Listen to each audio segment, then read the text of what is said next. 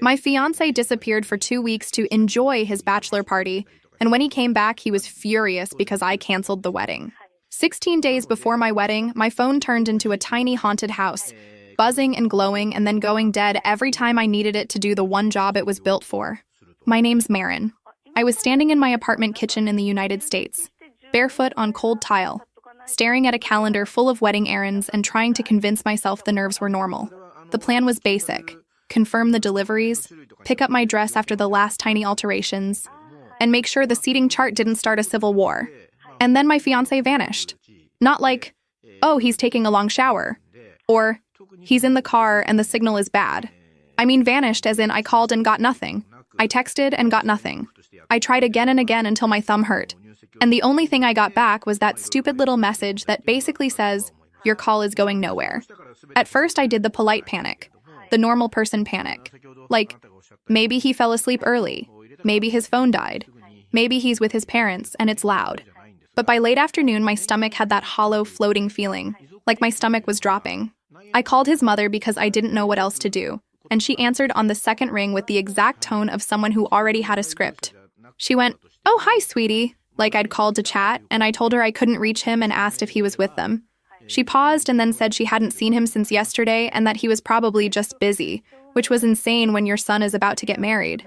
I called his father next, and he sounded irritated. He told me to give it time, like this was a late pizza, not my whole life. By evening, I had called everyone who mattered. His best friend, the guy who was supposed to stand next to him, the friend who always makes jokes at the wrong time, even a cousin I barely knew.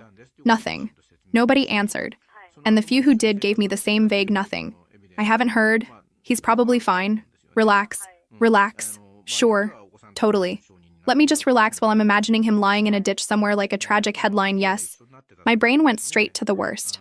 I'm not proud. At around 4 in the morning, my phone lit up with a notification from a social media app I barely used anymore. And I almost ignored it because I was too tired to care. But the preview had one of his friends' names. And my body moved before my pride could stop it. I opened it, and there it was.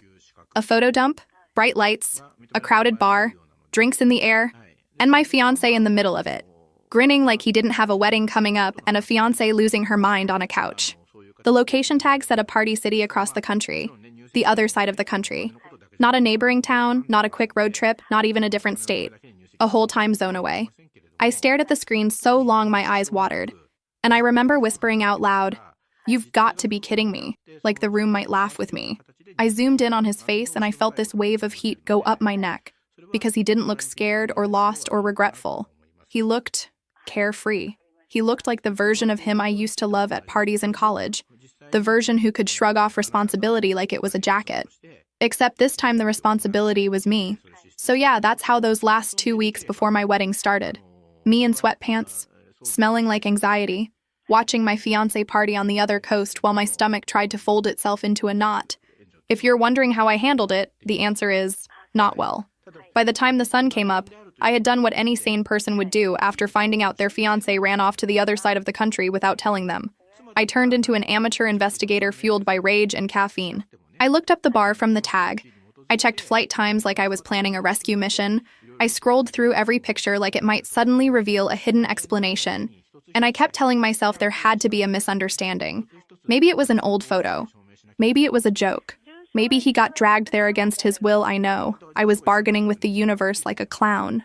But the timestamps were current, and the comments were even worse. People were cheering him on, calling it the best send-off, telling him to live it up. And there were little inside jokes that made it obvious this wasn't some spontaneous detour. This was planned. This was celebrated. This was a group decision that apparently didn't include the woman he was supposed to marry. I texted him anyway because anger makes you do embarrassing things. I wrote, "Where are you?" And then, "Are you kidding me?" And then, because I couldn't help myself, "Come home on the next flight, or there won't be a wedding." I sent it at 5 in the morning, and I immediately regretted the ultimatum because it made me sound like a cartoon villain. But also, what else was I supposed to say? Have fun, babe. Try not to lose your ID. Hours passed. 12 hours. More. My phone stayed quiet except for my mother calling me twice, which I ignored because I didn't have the energy to explain that my fiancé had apparently joined an out-of-state party tour. Finally, late the next night, he called. And the first thing I noticed was the background noise. Laughter, music, voices overlapping like he was still in the middle of it. I answered with my heart pounding so hard it felt like it was trying to break free. And I said his name like a warning. He didn't even start with, "I'm sorry." He started with, "Okay, you need to calm down." Which, if you've ever been told to calm down while you're actively experiencing betrayal, you know it's basically gasoline. He said the trip was a surprise bachelor thing his college friends planned months ago, and he said it like that made it cute instead of insulting. He admitted he'd known about it a few days before leaving, but didn't tell me because I'd overreact. He used that exact word, like my feelings were an annoying habit. He said the flights and the rental and the whole thing had already been paid for, and it was 2 full weeks. So, obviously, he couldn't just bail. 2 weeks. I repeated it back to him and he laughed like I was being dramatic for not finding that romantic. I told him we had talked about not doing that kind of thing, not disappearing, not turning the lead up to our wedding into some frat memory. He said I was controlling, and I swear you could hear his friends in the background going, "Oh!" like this was entertainment. He said he deserved a last experience before getting married so young. And then he hit me with, "You'll understand when you stop trying to manage everything." I didn't manage everything. I managed the seating chart and the bills and the communication and the emotional labor and apparently now the consequences of him acting like a teenager. I could hear you rolling your eyes from wherever you are, and you'd be right. Before I could even finish telling him what I thought of that, he hung up on me. And when I called back, it went straight to nothing. Later, I found out he'd blocked my number for a little while so I wouldn't ruin the vibe. I stared at my phone like it was the punchline to a joke I didn't want to be in. That's when the fear finally collapsed into something colder and sharper, because fear at least assumes the person cares. This was him choosing not to care, and everyone around him cheering for it. And I was sitting alone in my apartment, staring at our wedding date on a calendar like it was a prank somebody pulled on me. The next day, I walked through my life like a ghost, doing normal errands with this insane secret buzzing under my skin, and it was genuinely surreal. I went to the grocery store and picked up bananas like I wasn't secretly wondering if I was about to become the woman everyone whispers about. The one whose wedding got canceled because she couldn't handle a boys' trip. I answered emails from vendors with polite little exclamation points while my jaw was clenched so tight it hurt. I tried on my dress, and the seamstress kept telling me how beautiful I looked, and I kept nodding like a doll, because what was I going to say? Thanks. My fiancé is currently on the other side of the country pretending I don't exist. My parents came over that evening because my mother had finally gotten me to answer a call, and I made the mistake of telling her the truth. I expected shock, maybe outrage on my behalf, maybe my father saying he was going to call the other family and demand answers. Instead, my mother did this long exhale and said, "Well, men do stupid things when they're nervous." Like that was supposed to soothe me. My father asked if I was sure it wasn't a miscommunication, which is such a polite way to call your daughter gullible. I showed them the pictures, and my mother's face tightened, but then she went right into problem-solving mode, which with her always means, how do we make this look acceptable? She started talking about how close we were to the wedding, how much money had already been spent, how people would talk, how I couldn't just throw everything away because he went on a trip. I stared at her, and I felt this weird childlike panic, because I realized she wasn't worried about me. She was worried about the optics. Meanwhile, his mother started texting me little guilt bombs like, "He's just trying to have a little fun," and "He loves you so much," and "Please don't punish him." Punish. Like I was his mom taking away his game system. It made me want to scream. I called him again that night from a different number. Because yes, I did that. And no, I'm not proud I told you I'm not a saint. He answered, and I said, "Don't hang up." And he laughed and said, "Oh my God, you're being intense." I asked him if his parents knew, and he hesitated. Just long enough for the truth to slide out. They knew. They'd known the whole time. That's why his mother sounded so calm when I called. That's why his father told me to give it time, because they weren't worried. They were covering. It wasn't just him. It was a whole little team of people who had decided I didn't deserve honesty. I told him very clearly that I was canceling the wedding if he didn't come home immediately. He told me I was embarrassing him, and he said, "You don't want to be that girl who freaks out and ruins everything." Like my main fear should be being perceived as difficult. Then he said he wasn't coming back early because he'd spent a lot of money, and he wasn't letting me tell him what to do. That word again, like asking for basic respect, was dictatorship. When he hung up, I sat on my bedroom floor and stared at the hem of my dress hanging in the closet, and I felt this split inside me. Part of me wanted to cling to the plan, to the idea that love means compromise and forgiveness and working through things.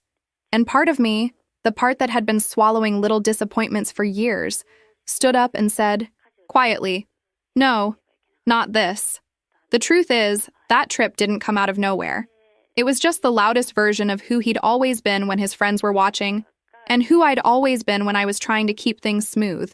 I just didn't know it would blow up like this, right before I was about to legally tie myself to it.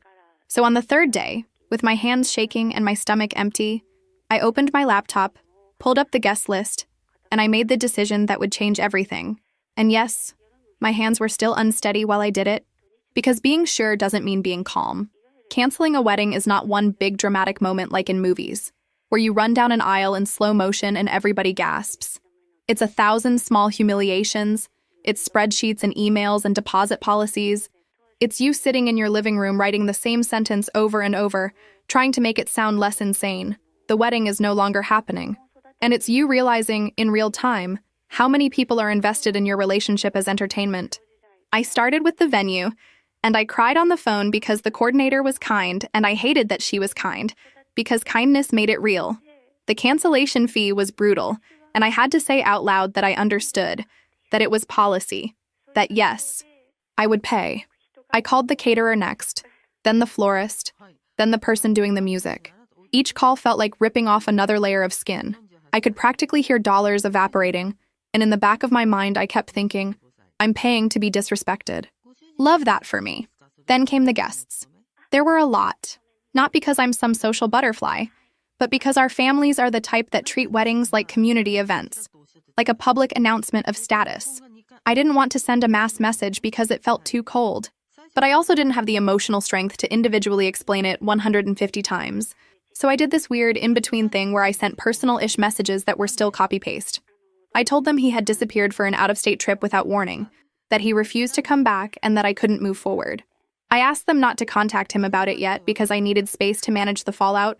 And yes, I realize now that asking people not to gossip is like asking a toddler not to touch a puddle. Of course, someone told him. I found out because his best friend, the same one who'd ignored my calls, suddenly texted me, "He's upset. What did you do?" What did I do? That sentence sits in my brain like a splinter. I replied, "Tell him to come home." And the friend wrote back, "You're making this worse." As if it wasn't already worse. As if I had some magical dial I could turn to make betrayal more convenient. My parents came back over and tried to talk me out of it. My mother kept saying, "You're going to regret this." And my father kept saying, "People will talk." And I finally snapped and said, "People are already talking. They're just not talking about him." That shut them up for maybe 10 seconds. And then my mother went right back to the idea that I was ruining my own life because I couldn't compromise. Compromise. In their minds meant accepting disrespect quietly. His mother called me, and her voice was shaky in that performative way, and she said he was confused, and that he loved me and that he'd made a mistake, and I said, "He's still there." She went quiet, and then she tried to change the subject to my tone, to how I was speaking to her, to how I should watch my words. I laughed, actually laughed because I didn't have anything else left, and I said, "You lied to me on the phone while he was partying on the other coast." She said she was protecting him, and I said, "So you weren't protecting me?" And she didn't answer. That night, I sat with my laptop open, staring at the total amount I'd lost in deposits and fees, and I felt this sick mix of grief and rage. I wasn't rich. I worked a normal office job. I paid rent. I budgeted groceries. I saved for this wedding by skipping little pleasures like takeout and new clothes. And now all that money was gone because a group of grown adults decided my boundaries were inconvenient. It didn't. But for one night, at least I slept. And it wasn't peaceful sleep, it was that exhausted sleep where your body shuts down because it has no choice. And somewhere in there, under the panic, was this tiny, stubborn feeling of relief, like my future had just narrowly avoided a trap. He stayed the full 2 weeks. I know you already guessed that, because of course he did. The man who could block his fiancé to protect the trip mood wasn't going to suddenly become responsible because I asked nicely. He posted pictures like nothing was happening, and I watched them like an idiot, even though each one made me feel worse. I'd tell myself I was checking for signs of remorse, and then I'd end up staring at the background details, trying to see if there were women in the group, trying to read his body language like I was a detective in a bad relationship mystery. It's embarrassing, but I'm telling you because it's true. When he finally came back, it was 2 days before what would have been our wedding. And he went straight from the airport to my apartment like he was returning from a normal business trip. I know that because my neighbor texted me, he's outside. And my stomach dropped so fast I almost gagged. I'd been bracing for that moment for days. But bracing doesn't mean you're ready. It just means you're tense while you wait to get hit. He knocked and I didn't open. He knocked again, louder, and I stayed behind the door like a kid hiding from a teacher. Then he started talking through the door, and it was so absurd I almost laughed, because he sounded like he was trying to negotiate a minor argument. He said, "Okay, let's just talk, and come on, and this is ridiculous." When I still didn't open, he shifted into guilt mode and said, "Do you know how much people are counting on us?" Like the wedding existed for the guests, not for the relationship. After about 20 minutes of this, I opened the door, but only enough to see his face and to make sure he could see mine. He looked tired, a little sunburned, carrying a duffel bag that probably smelled like airports and bad decisions. He smiled like he thought his charm would fix it, like he'd walk in and I'd melt because he was back. Then he saw my expression, and the smile faltered. I said, "It's canceled." The way his face changed was honestly the first satisfying thing I'd felt in days. His mouth fell open and his eyes got wide, and for a second he looked like someone had switched languages on him. He blinked and then he said, "No, it's not." Like he could just deny reality into submission. I told him I had canceled the venue, the vendors, everything, and I had told the guests. I said it calmly, which surprised me, because I'd imagined myself screaming, throwing things, being cinematic. Instead, I was just flat, like my emotions had burned themselves out. He started talking fast, tripping over his own words, saying he didn't think I'd actually do it, saying he thought I was bluffing, saying he was sorry and he'd make it up to me. He cried, not pretty tears, more like a panicky, messy collapse. And he reached for my hands and I stepped back because I didn't want his skin on me. That's when he got angry, because sadness wasn't working. He said I was punishing him, that I was being dramatic, that I was throwing away 5 years over one trip. He kept saying one trip like it was a weekend at a cabin, not an out-of-state disappearance with intentional lies. I told him he didn't just take a trip. He took a vote on whether I mattered, and he voted no. I leaned my forehead against the door and listened to him breathe on the other side. And I felt this weird ache in my chest, because even though he deserved the consequences, he was still someone I had loved. But love doesn't erase disrespect, and it doesn't pay back deposits, and it doesn't unhumiliate you in front of your whole community. Eventually, he left, and I sank onto the floor in the entryway like my legs had been borrowed. My phone started buzzing almost immediately, because apparently he went straight to his mother, and she went straight to my mother, and my mother went straight to the idea that I had embarrassed her personally. It was like a relay race of blame, and I was the baton. The days after he came back were this exhausting loop of messages, calls, and people acting like my boundaries were a group inconvenience. His mother called so much I started recognizing her number pattern without even looking. My father texted me long paragraphs about forgiveness and maturity, like he'd suddenly become a motivational speaker. My mother showed up at my door once without warning, and when I didn't open, she left a voicemail that sounded like she was crying. But the words were all about reputation, about what people were saying at church, about how I was making the family look unstable. I listened to it, and I felt this cold resentment settle in. Because why did nobody care about how unstable I felt when my fiancé vanished?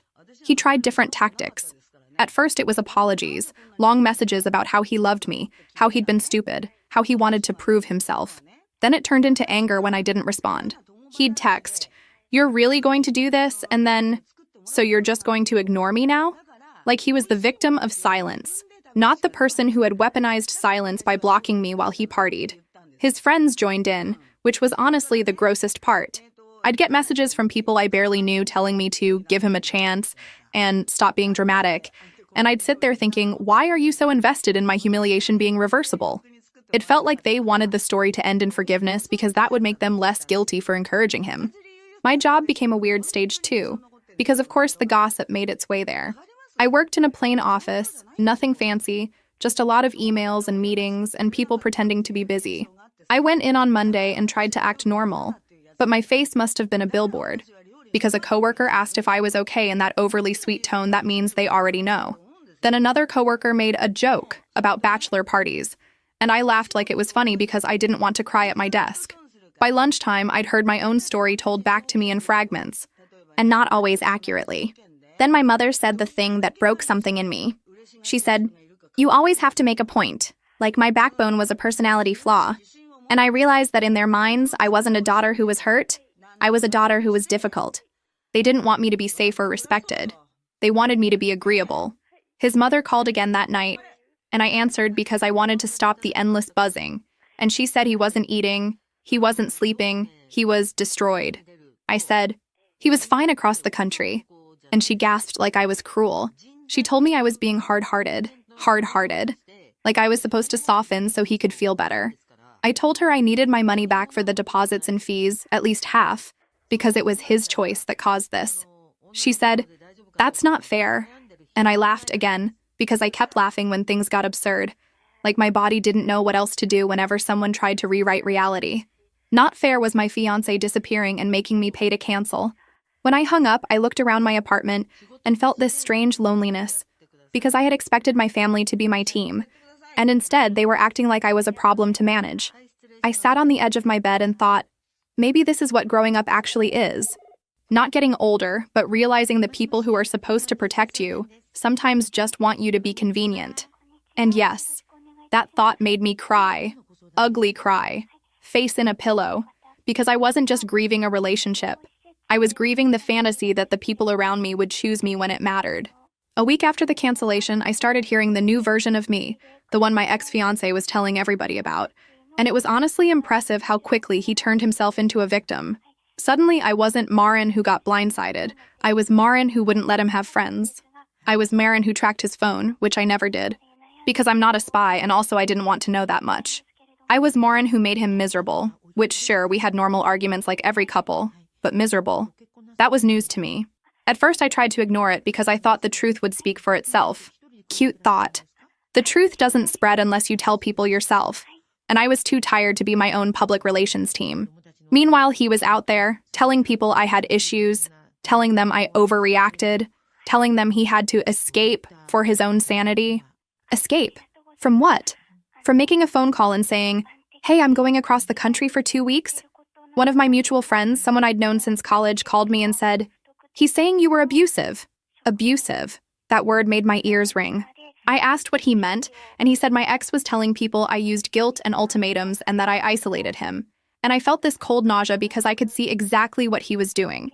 He wasn't just protecting his image. He was rewriting our whole relationship so his betrayal looked like self-defense. So instead, I did something quieter and maybe more pathetic. I told a few people the truth in private, and I watched which ones believed me. It was like a friendship lie detector. Some people immediately said, "That's insane," and they stayed in my life.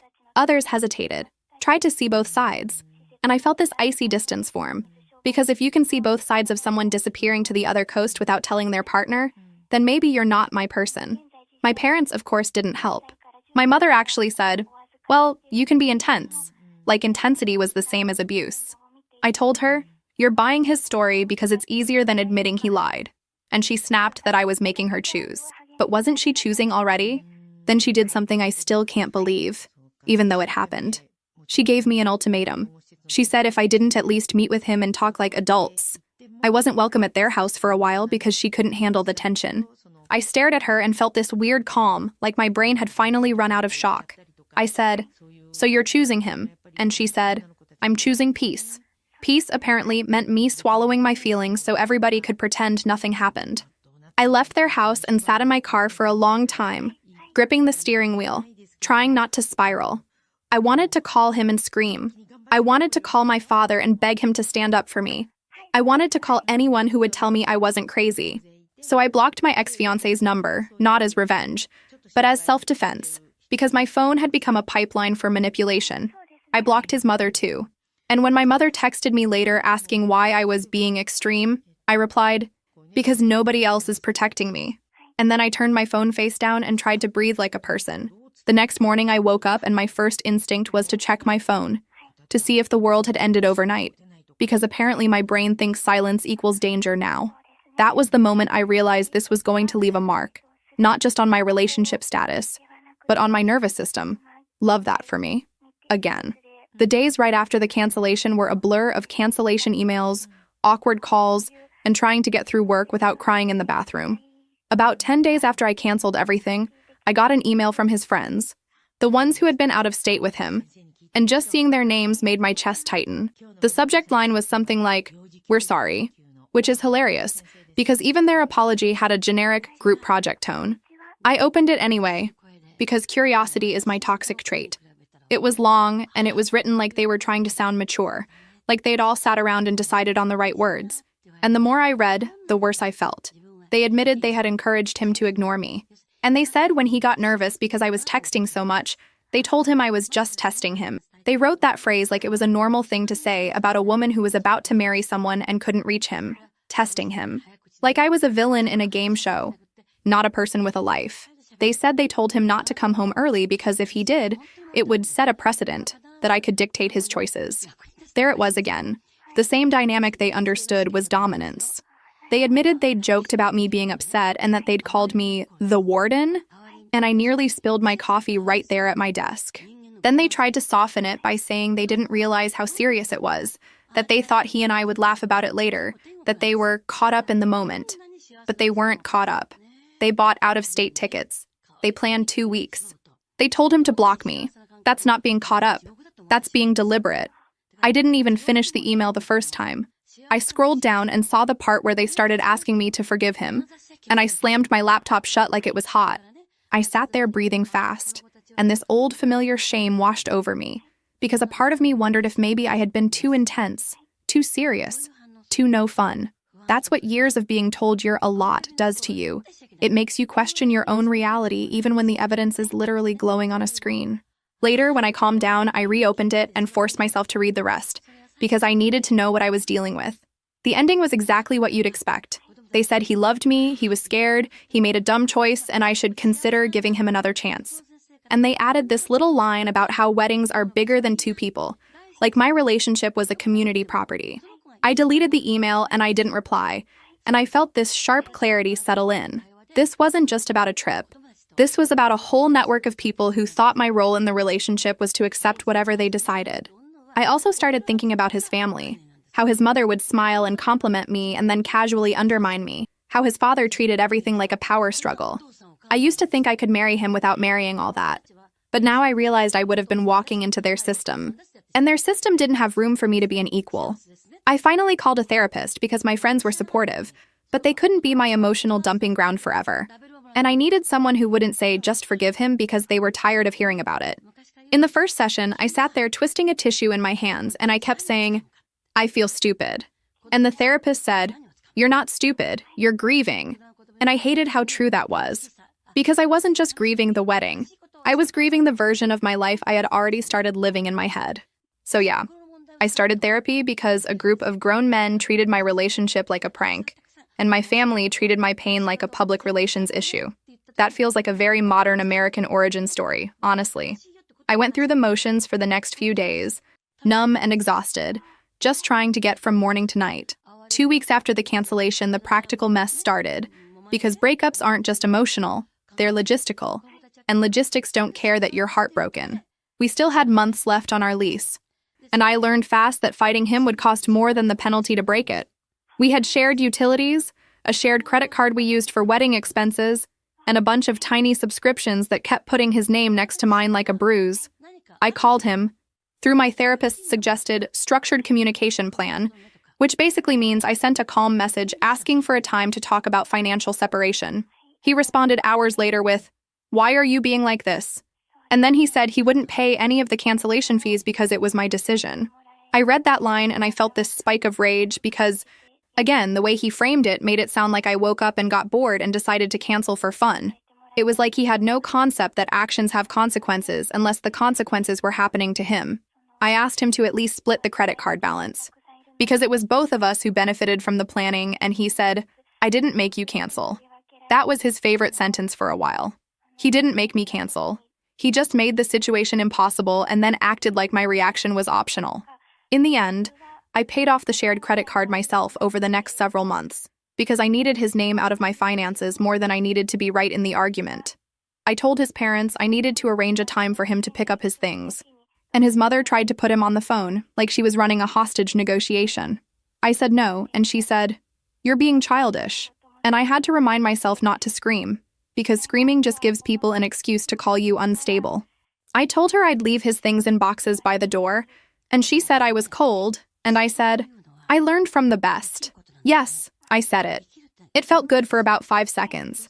I went back to my desk trying to look normal, and my boss pulled me aside and asked if everything was okay because I seemed distracted lately.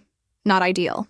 My life was collapsing, and the main concern was office mood. If there's a theme here, it's people prioritizing comfort over my humanity. At home, my mother called and said my father was so disappointed, and she asked if I realized I was breaking the family. I told her, he broke the relationship, and she said, but you broke the wedding. Like the wedding was the sacred thing, not me. Then she went further. She said if I didn't stop being stubborn, I shouldn't come to the house for Sunday dinner because it would be awkward. And I said, okay. And she sounded surprised, like she expected me to beg. I didn't beg. I was tired of begging. I hung up and I cried. But the crying felt different, less panicked and more like a release because if they were going to punish me, at least I wasn't going to perform for them. That weekend, I sat in my apartment surrounded by half-packed boxes because I'd decided I couldn't stay there, not with all the wedding memories soaked into the walls. I started looking for a cheaper place, something I could afford on my own without feeling like I was paying rent to a ghost. I scrolled listings, talked to landlords, did the normal adult stuff, while my heart kept doing this annoying thing where it would suddenly remember him and ache like a bruise pressed too hard. The therapist told me to write down what I knew to be true, like a reality anchor. So I wrote, he chose a secret out-of-state trip, he blocked me, his family lied, his friends encouraged it, and I canceled because I didn't want to marry someone who could treat me like an obstacle.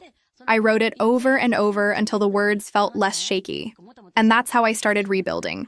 Not in some inspirational way, but in this messy, practical, angry way. One phone call and one box at a time. After that, the calendar kept moving, even though I felt stuck in place.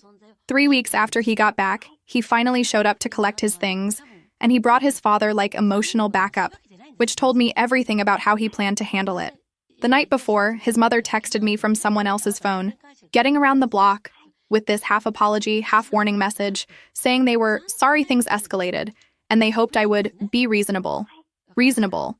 Like the unreasonable thing here wasn't a grown man disappearing across the US. I didn't want to be home when they came, because I didn't trust myself to stay calm, and I didn't want to give them a scene they could twist into a story. So I asked my neighbor, a sweet older woman who had basically adopted the hallway, if she could be there as a witness. She said yes, and she brought a little folding chair and set it by my door like she was ready for the show. I love her for that, honestly. They arrived in the afternoon. I heard the knock and my stomach flipped, but I opened the door with my shoulders squared like I was walking into a meeting. His father nodded at me without warmth, and my ex stood behind him holding empty boxes, looking smaller than I remembered. They didn't come in like they belonged there anymore because they didn't, but they did step inside like they were doing me a favor by being polite. My ex stood there holding a box, and he looked at me with red-rimmed eyes like he wanted me to rescue him from himself. He said, "Can we talk?" And I said, "Talk about what?" And he said, "About us." That word, us, felt wrong in my mouth. He started crying again, the same messy panic tears, and he said he was sorry. He was scared. He didn't know why he did it. He didn't think I'd actually cancel. I told him I needed the truth, not the performance, and he nodded like he understood. And then he said something that cracked the whole thing open. He started crying and told me the part that finally made everything click. He said that while he was still out of state, he kept thinking I might call it off, and that thought didn't scare him the way it should have. He'd been anxious for months about getting married, about feeling trapped, and he didn't have the guts to be the one to end it. When his friends pushed the trip, he went along with it because it gave him distance and a ready-made excuse. He said, "I thought if you ended it, then I wouldn't have to be the bad guy." I swear my whole body went cold. It wasn't just that he lied. It was that he engineered a situation where my reaction would do his dirty work. He sabotaged our wedding so he could escape without owning it. I asked him if his friends knew that, and he nodded. And he said they had been telling him for months that he was too young to get married, that he should have one last blowout, that I was too serious, and he let them feed his fear until it became a plan. He said his parents knew he was nervous and they thought the trip would help him, which is such a twisted version of help that I almost laughed. I felt this surge of rage so sharp it scared me, because it was cleaner than sadness. I said, "So you used me?" And he tried to argue. Tried to say he loved me. Tried to say he was just confused. But it didn't matter. Love doesn't cancel out cowardice. I told him he didn't just break my trust. He made me carry the blame for his exit. And then I said, "Get out." He looked like he wanted to say more. Like he wanted to bargain. But my voice was steady and he finally lifted the box and walked toward the door. His father came back in right as he left. And he asked if we were good. And my ex didn't answer. And I said, "We're done." And that was it. That was the end of 5 years in a living room with half-empty shelves and a neighbor sitting in a folding chair like a guardian angel with opinions. After he left, I thought I would feel instant relief, like a switch flipped. But what I actually felt was this huge, heavy grief, because his confession didn't just end things. It rewrote the whole past. It made me look back at every sweet moment and wonder if it was real, or if it was just him trying to keep the relationship afloat until he could escape cleanly. That kind of doubt is toxic because it spreads, and suddenly nothing feels solid. I spent that night sitting on the floor of my bedroom, surrounded by boxes, staring at the wall like it had answers. I kept replaying his words. Part of me thought you might call it off, and it hit me over and over that he had made me the villain in his story on purpose. He'd set me up to look like the bad guy so he could feel free. And people bought it because it's easier to believe a woman is too much than to believe a man is cowardly. The next day, I called my therapist and told her what he said, and she was quiet for a second, and then she asked me how it felt in my body. And I wanted to throw my phone because that question always sounds so annoying. But then I realized my shoulders had been tight for weeks, and suddenly they weren't. I told her it felt like clarity and nausea at the same time. She said, "That's your nervous system recognizing truth." And I said, "Great, my nervous system has better judgment than my ex." I tried one last time with my parents, not because I thought it would work, but because I needed to know I had tried. I went to their house and sat at their kitchen table, the same table where I used to do homework, and I told them what he confessed, that he had sabotaged the wedding because he was too scared to end it himself. My mother's eyes widened for a second and my father frowned, and I thought, maybe, finally, they'll understand. I said, "You care more about what people think than what happened to me." She got defensive. Of course. And she said she cared about me, but her version of caring was always conditional. It was like she cared as long as I behaved in a way that made her look good. I told her, "You're not on my side." And she said, "I'm on the side of family." And I said, "Then why am I alone?" My father finally spoke up and said, "Your mother just wants peace." And I said, "Peace for who?" And he didn't answer. That was the moment I realized my father wasn't neutral. He was just passive, and passivity always benefits the loudest person. I left. I didn't slam doors, I didn't shout, I just left. And I felt this strange floating sensation in my chest, like I was stepping off a ledge. In the car, I cried, because it hurts to accept that your parents might not be capable of giving you what you want. But when the tears stopped, there was a calm behind them. Like, okay, now I know. Over the next few days, I started cutting ties. I told my parents I needed space, and I blocked their number for a while because every conversation was just them trying to negotiate my boundaries like they were buying a used car. I stopped answering mutual friends who wanted updates because I wasn't a reality show. I focused on moving, on closing accounts, on paying bills, on doing the things grown women do when their life implodes and nobody hands them a manual. I found a smaller apartment across town, cheaper and quieter, and signing the lease made my fingers feel stiff, but it wasn't panic. It was adrenaline. Moving day was just a couple friends, some boxes, and a lot of forced jokes so I wouldn't cry.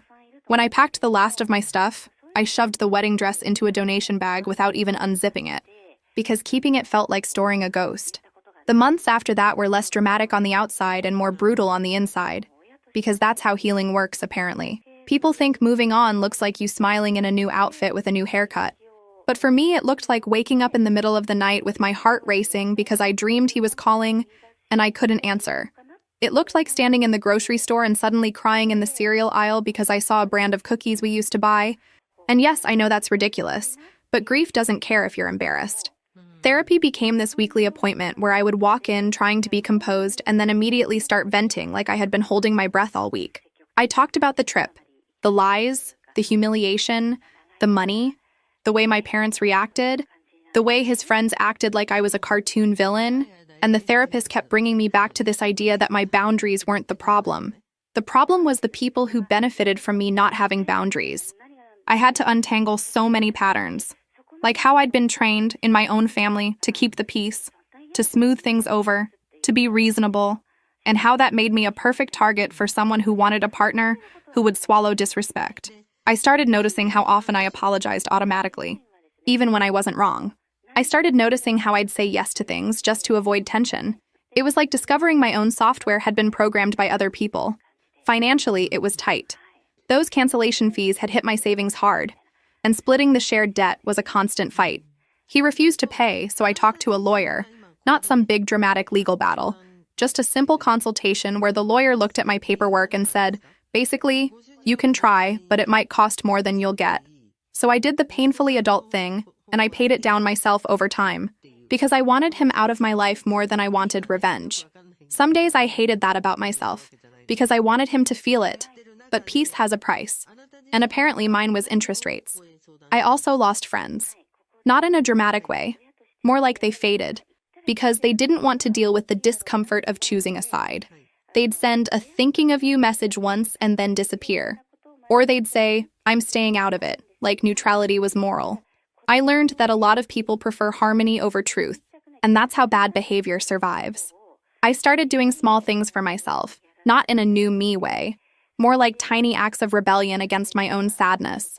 I took myself to a movie alone and didn't hate it. I bought new sheets because the old ones reminded me of him. I invited friends over and let them see my messy apartment without apologizing. I went on a couple awkward dates, not because I was ready, but because I wanted to prove to myself that my life wasn't over. One date talked about himself for 2 hours, and I smiled and nodded and then went home and texted my therapist, "Is it too early to swear off humanity?" She replied something comforting, and I rolled my eyes. But I felt less alone. My parents stayed distant. My mother would send little messages on holidays like, thinking of you. But there was always this unspoken condition, like she was waiting for me to soften and come back and pretend nothing happened. I didn't. I couldn't. Not without losing myself again. By the time 6 months had passed, I wasn't healed, but I was different. I could talk about him without shaking. I could say my ex-fiancé without feeling like I was swallowing glass. I could sit in silence without immediately reaching for my phone like it was an emotional inhaler. And I know that sounds small, but when you've been living in constant emotional noise, quiet is a miracle. Almost a year after the wedding that never happened, I had this moment that felt like the universe checking in to see if I was actually moving on or just pretending. I was out with friends at a restaurant downtown, one of those places that tries to feel cozy but is mostly loud.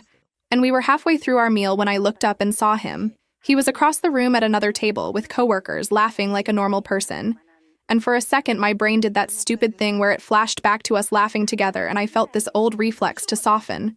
Then my stomach dropped, because my body still remembered the betrayal even if my mind wanted to be calm.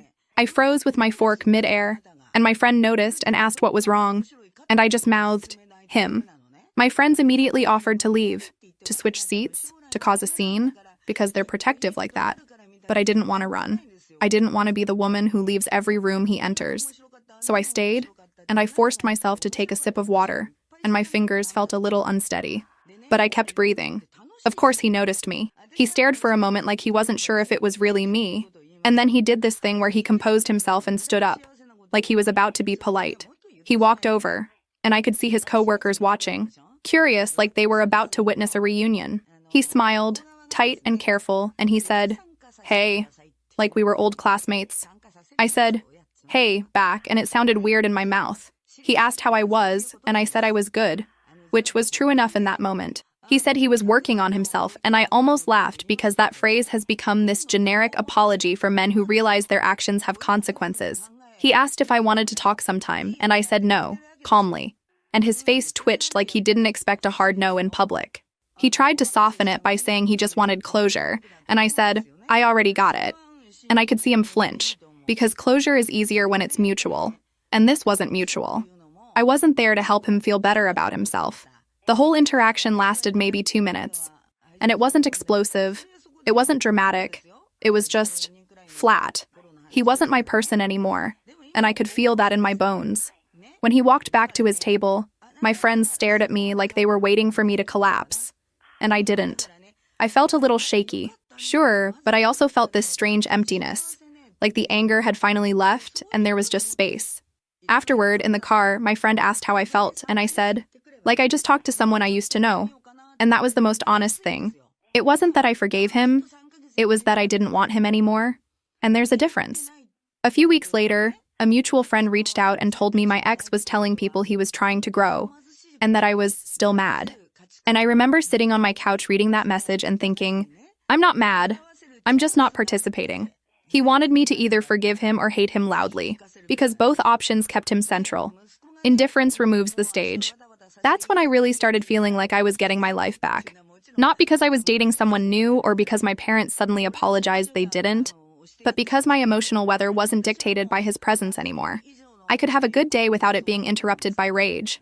I could make plans without calculating whether I'd run into him. I could buy groceries without scanning every aisle for a ghost. And yes, I still had moments where I felt lonely, where I questioned everything, where I wondered if I'd ever fully trust someone again. But those moments didn't control me anymore. They were just weather, passing through. By then, I had built a new routine and convinced myself I didn't need any more information to feel sure. About 15 months after the cancellation, I got the confirmation I didn't even know I was waiting for, and it came in the most casual, gossipy way possible, because of course it did. I was getting coffee with a friend of a friend, someone who still floated around that old social circle, and we were talking about random life stuff when she hesitated and said, "Can I tell you something?" The tone alone made my stomach tighten. She told me that during that whole time zone away trip, my ex had cheated. Not just once either, but with someone in the extended group, someone they met during the trip, and it had been treated like a joke by the guys. She said there were other men on that trip who cheated too, including some who were already married. And the whole thing had been this ugly little bubble where they acted like being across the country meant consequences didn't exist. She said a bunch of relationships blew up afterward, and people had been quietly keeping score, like it was all just drama for entertainment. I stared at her and waited for the pain to hit, because I assumed it would, because cheating is supposed to be this dagger.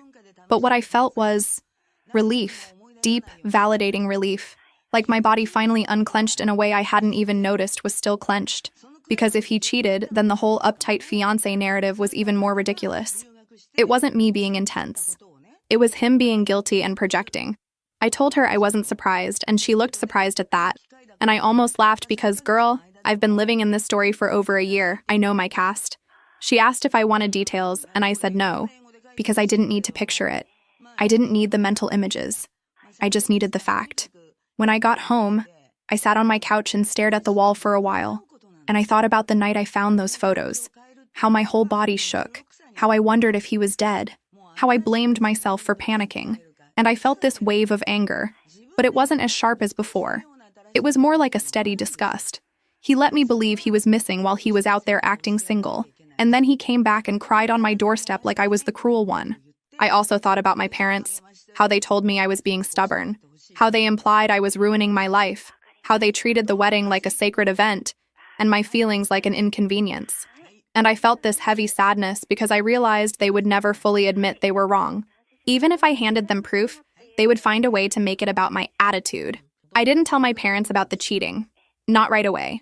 I told my therapist instead, and she asked me what I wanted to do with the information. I said, I want to feel validated. And she said, do you need their validation to feel that? And I hated that question, because it was true. And also, sometimes you want the people who hurt you to admit it.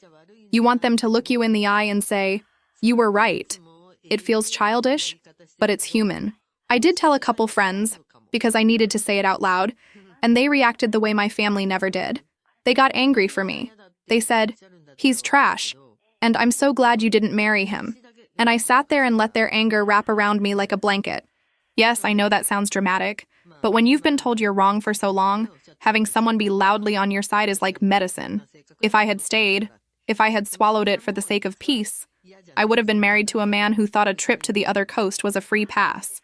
I would have been legally tied to his parents and their excuses, to his friends and their cruelty, to a life where my boundaries were always negotiable.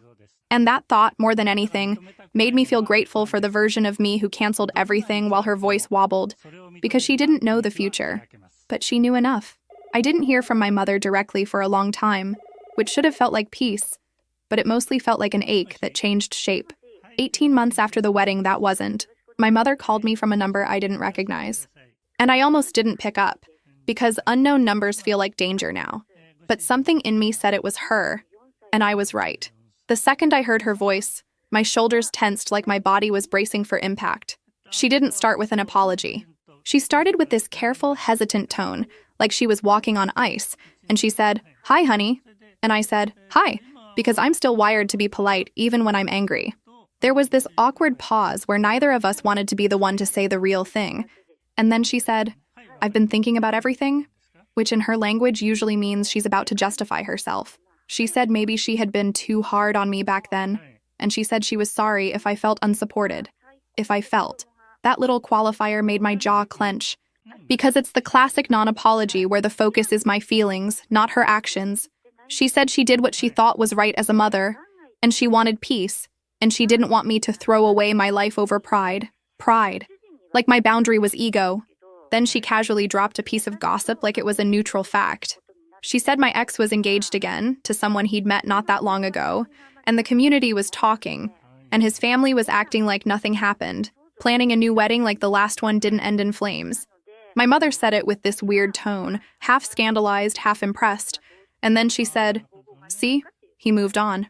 I felt this flare of anger because it was so obvious what she was doing. She was implying I should feel bad, like I'd lost something valuable, like my choice had been a mistake. She wanted me to regret. She wanted me to come back humbled, to admit she was right to pressure me. I took a breath, and I surprised myself by how calm my voice was when I said, "I didn't lose him." She went quiet, and I could almost hear her recalculating. I said, "I avoided him. There's a difference." She tried to argue, of course. She said marriage is hard. People make mistakes. You work through things.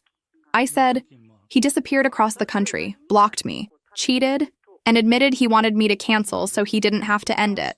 I said it like I was reading a grocery list, not because it didn't hurt, but because I was done making my pain sound more polite for other people.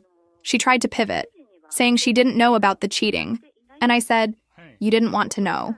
And that was the first truly honest thing I had ever said to her without softening it. She made a small noise like she was offended, and she said she always wanted what was best for me. I said, "You wanted what looked best." Another silence. Then she asked if I was coming to a family gathering next month, and I laughed, not because it was funny, but because it was so typical. She wanted to skip over everything and go back to the performance of family, where we pretend we're close. I told her I didn't know yet, and she said, "Your father misses you." And I said, "He can call me," because he could. He just didn't, and I was done chasing. So I told her the truth, the one that had been sitting in my throat for months. I said, "I'm not waiting for you to approve of my choices anymore." I said it gently, but it was firm. I told her I loved her because I do, in that complicated way you love parents even when they hurt you. But I said I wasn't going to shrink myself to make things comfortable for her. I said I'd be in contact when I was ready, and not because she guilted me, but because it was my decision. She started crying then, real crying, or maybe just shocked crying, and she said she never meant to hurt me. And I said, "I know, because I think she believes that, but intent doesn't erase impact." We ended the call awkwardly, with no big resolution, no movie moment, just this heavy quiet.